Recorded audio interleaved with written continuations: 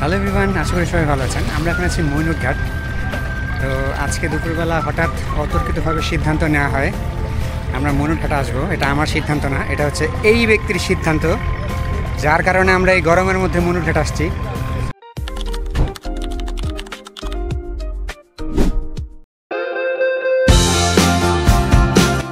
তো আপনারা বুঝে গেছেন আমাদের আজকের গন্তব্য হচ্ছে মইনুট ঘাট। পদ্মা নদীর কোল ঘেঁষা একটি চমৎকার ডে ট্রিপ গন্তব্য, যেটিকে অনেকে মিনি কক্সবাজার নামেও চেনেন। ঢাকার আশেপাশে দ্রুত পৌঁছানো যায় এমন একটি জনপ্রিয় নৌ ভ্রমণ স্থান। পদ্মা নদীর বিশালতা, বাতাস ও নৌকা ভ্রমণ সব মিলিয়ে এটি দিনভর ঘোরাঘুরির জন্য একটি আদর্শ জায়গা। আমরা ঢাকা থেকে বাইক যোগে রওনা দিয়েছি। আমরা মোহাম্মদপুর হয়ে আটিবাজার হয়ে রুহিতপুরের চকচকে ঝকঝকে এই রাস্তায় রওনা করেছি দোহারের দিকে, এবং দোহার থেকে সামান্য দূরে কার্তিকপুর বাজার, এবং কার্তিকপুর বাজার থেকে কিছুটা সামনেই মইনুট ঘাট। আজকে আমার সাথে ভ্রমণ সঙ্গী হিসেবে আছেন জাকির, রফিক এবং দীপু। তো চলুন এগোনো যাক মইনুট ঘাটের দিকে। আমরা কিছুক্ষণ আগে কার্তিকপুর বাজার ক্রস করেছি, আমরা প্রায় চলেই আসছি। সামনে নদীর অংশ দেখতে পাচ্ছি। তো নদীর পাড় দিয়ে বাইক চালানোর মজাই আলাদা। একটা ঠান্ডা বাতাস আসার কথা, কিন্তু আসলে ঠান্ডা বাতাস আসতেছে না। আপনারা সবাই জানেন যে সারা দেশে কিন্তু এখন প্রচণ্ড গরম চলছে, আর আমরা যারা ঢাকায় থাকি তারা তো একদম অতিষ্ঠ গরমে। তো আমরা চিন্তা ভাবনা করলাম যদি একটু নদীর পাড়ে আসলে একটু সুন্দর বাতাস পাওয়া যায়, বা যদি একটু ঠান্ডা বাতাস পাওয়া যায়, যদি একটু ভালো ফিল হয়, তো এমন চিন্তা ভাবনা করে আসা। কিন্তু মনে হয় না আমাদের আশা খুব একটা পূরণ হচ্ছে, কারণ নদীর পাড়ে এসেও আমরা খুব একটা বাতাস পাচ্ছিলাম না। চারদিকে একটা ভ্যাপসা গরম, আর তাছাড়া রোদ তো আছেই। আমরা আবহাওয়া বার্তায় শুনে এসেছিলাম যে আজকে বৃষ্টি হওয়ার সম্ভাবনা আছে, কিন্তু এখানে মেঘের কোনো ছিটে ফোঁটাও আমরা দেখতে পাচ্ছি না। তো চলুন সামনের দিকে আগাই, দেখা যাক কী হয়। নদীর পাড়ে এই ছেলেটি বিভিন্ন কালারফুল শরবত বিক্রি করছিল। যেহেতু প্রচণ্ড গরম, তাই আমরা ঠিক করলাম আমরা এটি খাবো। তা আমরা চারজন 4 রকমের শরবত অর্ডার করি। আমি কখনো এই ধরনের শরবত খাইনি। যেহেতু বরফ কেটে শরবতটি তৈরি করা হয়, তো মনে হচ্ছিল যে এটি খুবই সুস্বাদু এবং খুবই চমৎকার এবং ঠান্ডা হবে। এর সাথে লেবু, লবণ এবং আরও অন্যান্য কী কী যেন দিল। তো সব কিছু মিলিয়ে এই 4 কালারের শরবত তৈরি করলো ছেলেটি। এটি ছিল আমার জীবনে খাওয়া এখন পর্যন্ত সবচেয়ে জঘন্য শরবত।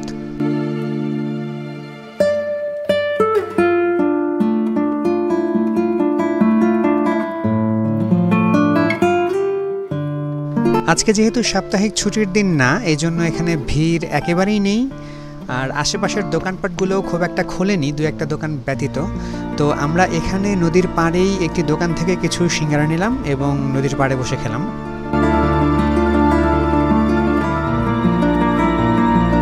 এখন একটু বাতাস ছেড়েছে। আপনারা দেখেন এখানে ঘুড়ি আছে, আপনারা চাইলে ঘুড়ি কিনে এখানে ঘুড়ি উড়াতে পারবেন। যেহেতু নদীর পাড়ে অনেকটা ফাঁকা জায়গা, তো এখানে কিছু খেলনার দোকানও আছে। তো এখন আসলে গরমটা একটু কমা শুরু করছে, তাই আমরা একটু চিন্তা ভাবনা করলাম একটু হাঁটাহাঁটি করি। তো আমরা আস্তে আস্তে নদীর কাছাকাছি গেলাম। এখানে প্রচুর নৌকা দেখতে পাচ্ছি, এগুলি সবই মাছ ধরার নৌকা। ঢেউ নাকি নাই?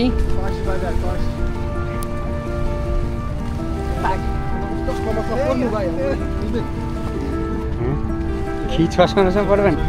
আছেন চশমা পড়েন, দাঁড়ান এখানে। আমরা কোথায় আছি? কই গেল কই? মিনি কক্সবাজার। আমরা আছি মইনুট ঘাট। কই আসেন ভাই, আমরা তো পাওয়া যাচ্ছে। জাকির সাহেব, আপনি কোথায়?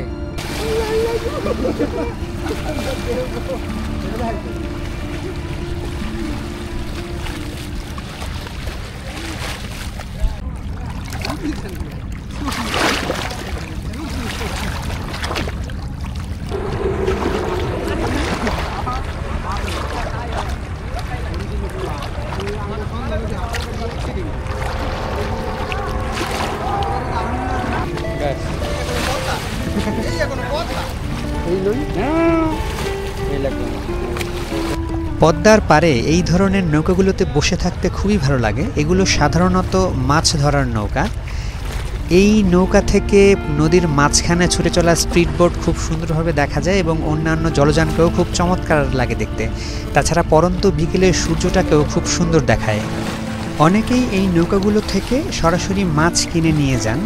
পদ্মা নদীতে ইলিশ ছাড়াও আরও অন্যান্য বহু প্রজাতির মাছ পাওয়া যায়, যারা এই নৌকায় থাকে জেলেরা ধরে থাকেন।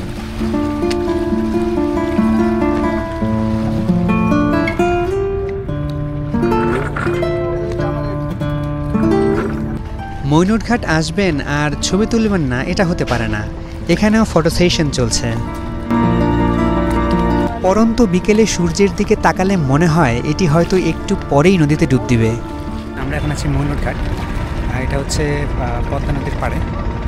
আমি যেখানে দাঁড়ায় আছি এখান থেকে যদি আমরা পেছনের দিকে যাই তাহলে পেছনের দিকে মোটামুটি পদ্মা সেতু। আর এই যে নদীটা, আমার নদীর ঠিক পেছনের সাইডে কিন্তু ফরিদপুর। আর যদি নদী পার হওয়া যায় তাহলে আমরা ফরিদপুর গিয়ে পৌঁছবো। এদিক দিয়ে মোটামুটি 8 কিলোমিটার গেলে পরে কার্তিকপুর বাজার। তো সোজা কথা হচ্ছে আমরা দোহার দিয়ে ঢুকেছি মইনুটঘাট, কার্তিকপুর বাজার হয়ে কিন্তু মইনুটঘাট আসতে হয়। মইনুটঘাট ঘুরতে আসার জন্য একটি চমৎকার জায়গা, আপনারা চাইলে মইনুটঘাটে আসতে পারেন, ঢাকা থেকে যথেষ্ট কাছে। তো মইনুটঘাটের সমস্যা হচ্ছে এটা কিন্তু এক এক সময় এক এক রকমের থাকে। আমার পেছনে দেখতে পাচ্ছেন নৌকার সারি, এগুলি সাধারণত মাছ ধরার নৌকা। আমার এই পাশেও মাছ ধরার নৌকা আছে। ইভেন এদিক দিয়ে কত দূর যাওয়ার পরে লঞ্চঘাট পাওয়া যায়, যেগুলি মূলত নদী পার করে। সারা দেশে এখন প্রচণ্ড গরম চলছে, দিন দিন গরমের মাত্রা বেড়েই যাচ্ছে। তো আজকে একটু চিন্তা ভাবনা করলাম যদি নদীর পাড়ে এসে একটু বাতাস পাই, কিন্তু এখানে আসলে তেমন বাতাস পাচ্ছি না। তেমন বলতে একেবারেই বাতাস পাচ্ছি না। তো এখানে কতক্ষণ ছিলাম, একটু নদীর পাড়ে বসলাম, এখন আমরা চলে যাচ্ছি। আমরা মইনুটঘাট থেকে বের হয়ে যাচ্ছি। এখান থেকে বের হয়ে আমরা আরেকটি পয়েন্টে যাচ্ছি, ওটাও পদ্মা নদীর পাড়েই, যেখান থেকে নদীটাকে আরও সুন্দরভাবে দেখা যায়। চলুন যাওয়া যাক। আমরা এখন মইনুটঘাট থেকে একটু সামনে আসছি। তো এইটাও নদীর পাড়ের একটা অংশ। এই হচ্ছে আমাদের রফিক সাহেব। রফিক সাহেব একটু হাই দিয়ে দেন। যাই হোক, পেছনে পদ্মা নদী আর আমার পেছনের এই পাশে কিছু ফুড কোর্ট আছে। দেখেন আমার ঠিক পেছনে একটা নাগরদোলা আছে। 30 মিনিটের মধ্যেই আবহাওয়ার বিশাল পরিবর্তন লক্ষ্য করলাম। একটু আগেও যেখানে রোদ ছিল, এখন পদ্মার আকাশে প্রচুর মেঘ দেখতে পাচ্ছি। বাতাস ঠান্ডা হতে শুরু করেছে। সন্ধ্যা হওয়ার আগেই যেন সন্ধ্যা ঘনিয়ে আসছে।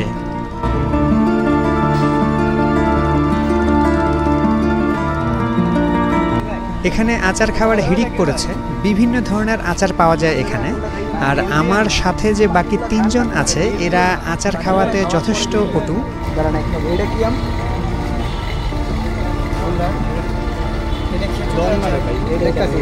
খাওয়া যায় ভাই, এটা কি ভাই? এটা এটা এটা ভাই কি? খেজুরের আচার, আলু বাখারা। খেজুরের আচার, আচার খাচ্ছি। এই দেখেন আর খাদক ভাই, খাইতেছেন আচার ভরপুর। কি খাচ্ছেন ভাই? জলপাই। জলপাই। আপনি? মিক্স। ওনার 1-2টায় হয় না, উনি এখানে যতগুলি প্লেট আছে সবগুলি থেকে 2টা করে মারবেন। শুরু করেন। হ্যাঁ, এই হইল গিয়া 6 নাম্বার প্যাকেট। 6 নাম্বার না, সেই 7। পরিবেশটা এখন চমৎকার। প্রায় সন্ধ্যা নেমে আসছে। একটা ফুরফুরা বাতাস চারদিকে লক্ষ্য করছি, আর আকাশ কালো মেঘে ছেয়ে যাচ্ছে। আর এই সময় নদীর পাড়ে বসে থাকতে খুবই ভালো লাগছে। আর এমন সময় রফিক সাহেব গলা ছেড়ে গান ধরলেন। আমরা পদ্মা নদীর পাড়ে থাকলেও উনি গান ধরলেন বাড়ির পাশে মধুমতি। চলুন শুনি।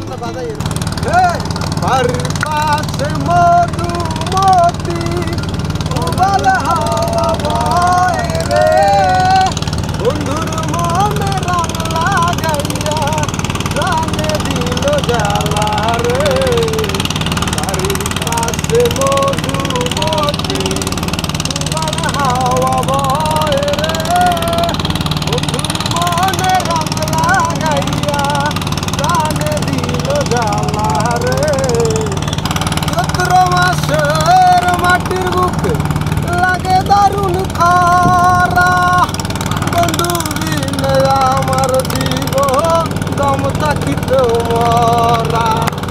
সব কথা কি যায় রে বলা, পানিও পাই নাই দুঃখে নদীর পারে চিল্লাইয়া গান গাই রে। তো আজকের মতো এতটুকুই। এই ছিল মইনুর ঘাট। দেখা হবে অন্য কোথাও অন্য কোনো চমৎকার লোকেশনে। ততক্ষণ পর্যন্ত ভালো থাকুন। আমাদের চ্যানেলটিকে সাবস্ক্রাইব করে রাখুন। লাইক কমেন্ট শেয়ার দিয়ে আমাদের পরবর্তী ভিডিও তৈরিতে উৎসাহিত করুন। ধন্যবাদ। এটা যদি বাসায় দেখে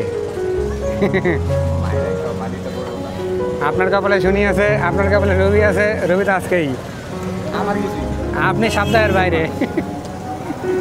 আমরা ভিডিওটা স্টোর করে রাখবো, আপনি বিবাহ করেন।